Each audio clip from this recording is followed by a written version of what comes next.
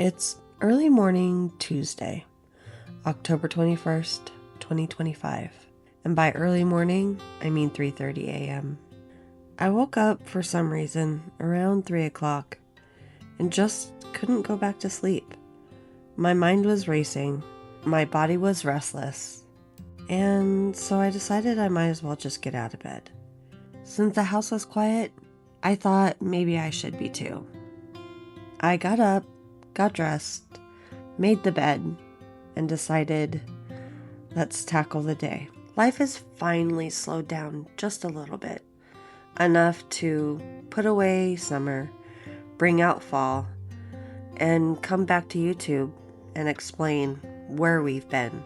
So I dusted off the camera, made what Sophia calls my early morning goat juice, took my vitamins, and decided to tackle the pretty big project on my to-do list.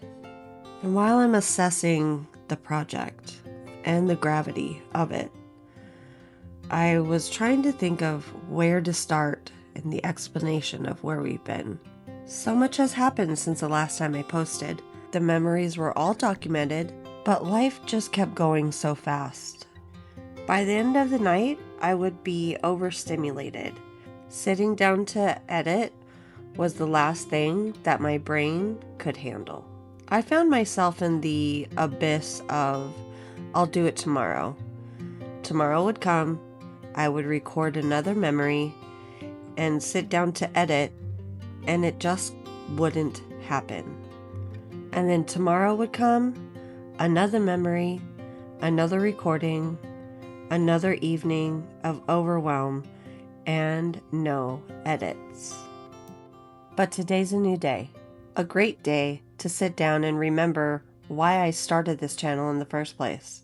Almost a year ago, I was going through a tote looking for something, and I came across a lot of our printed photos. Since I'm the one that usually takes the photos, I'm the one that has the memories from A to Z. But when the kids look back at the photos, they only have memories of the moment that photo was taken. We do have video when they were small, but like most things, those are either sitting on a fluffy cloud somewhere, or on a flash drive, or a burned disc. And while our lives are not getting any slower, and the kids are demanding to grow up, I would like a place for them to be able to look back and remember the core memory that was made that day.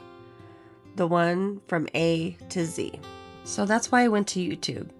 It was one place that the kids, or I, or you, or other family could go to kind of see what was going on in our world, to remember the core memories that were made that day. Now, this is quite a different video that I'm used to posting.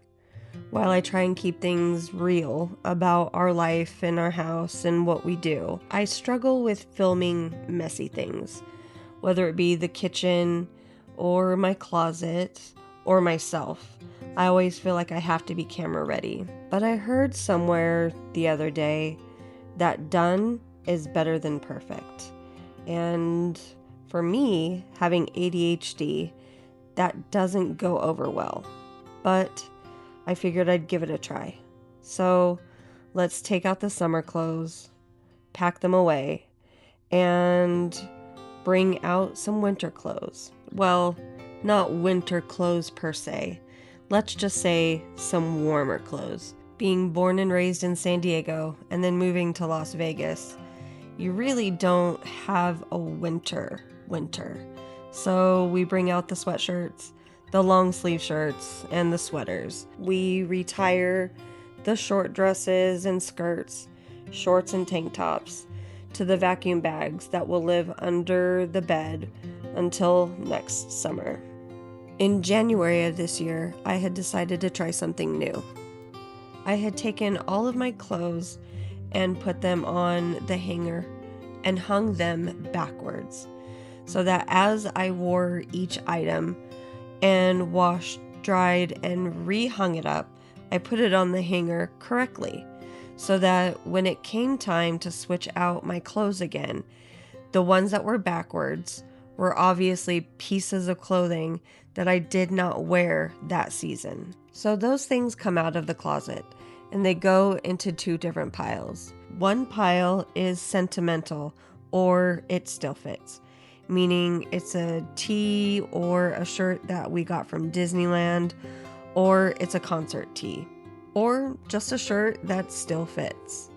The other pile is donate, meaning don't like it, doesn't fit, must get rid of. We clean out our closets at least 2 to 3 times a year, and we usually donate to 2 different organizations. One is usually a Vietnam vet organization, and the other one is for women and children who are fleeing from domestic abuse. We also do this with other household items like things from the kitchen, games.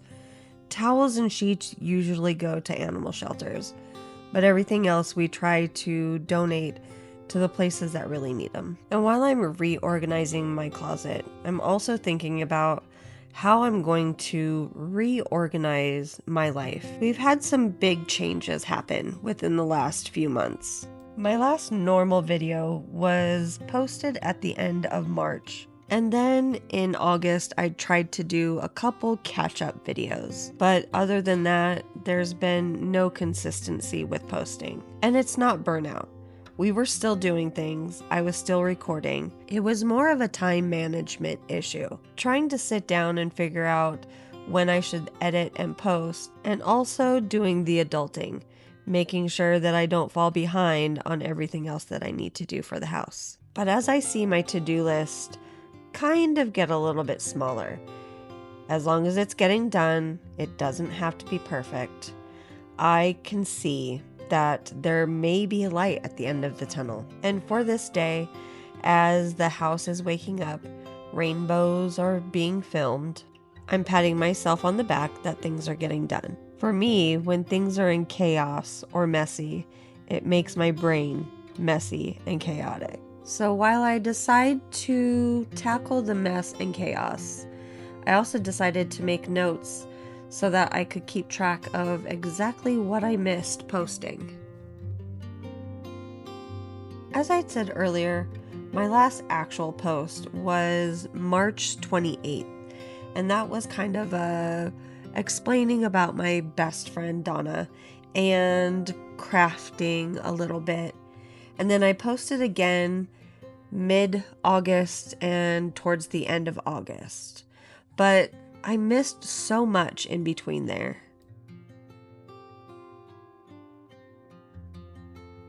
Let's see. Let's start with April. April was not as busy as what I thought it was, but it ended amazing. I had a doctor's appointment. We had prepping for Sophia's birthday. And then on the 27th of April, my girl turned 15. And boy, was that a day and evening to remember. May was probably the busiest month if you look at the calendar. We attended a couple shows. We had a few out-of-town guests come and stay. Some that didn't stay at the house, some that did. And we also had a couple different celebrations, some special days. And I'll explain those and show them in another video soon. Now, looking at my notes, June and July seem like they weren't that busy. We did go to a couple different special events, but most of those 2 months were preparing for somebody special. Okay, future Sonya here. I needed to take a break from editing and voiceover to carpet clean. Okay, because I'll explain later, but I got this today, and I can't be the only person that ever gets super stoked when you get something new to clean with or cook with or something. Okay, hold on. Ooh, I got a new carpet cleaner. Yeah, with 3 dogs and 3 cats, this house cannot run without a carpet cleaner. And for the last few weeks, it has. And it's been no bueno. So I'm going to take a break and I'm going to clean this little corner here that one of the dogs had an accident in. And then I will get back to my editing and voiceover. Okay, thanks. Bye. That's just one little corner. I think this one's going to work. Okay, so totally, of course, not a sponsored video because I don't have that many followers to be sponsored by anything. But, and I bought it with my own money. But, I'm amazed. So let's see how it is taking it up and down 3 stories because we have 3-story house. But I think I'm gonna like it. It's amazing. So I don't know why all of a sudden our rescue Brody, we've had him for 3 years. He just all of a sudden started lifting his leg to things. And it's not like anything new's been added. He didn't even do that when we got my puppy 2 years ago, Flynn. So, my husband thinks that it's due to a lot of changes in the house, which you'll hear in a minute. And so fingers crossed it stops when things start to even out. So, yeah, I'm stoked. I love a clean carpet. I'm kind of crazy that way. So, thanks for the little intermission, and it's back to editing. Bye. That special somebody was my husband being transferred back to the West Coast. So, even though he says it does not matter to him, I felt, oh my God, panic. I've got to get the whole house cleaned and organized before he gets here. At the end of this month, we'll celebrate 21 years together. That's dating included. We have been married for 15 years, which we just celebrated on 10/10.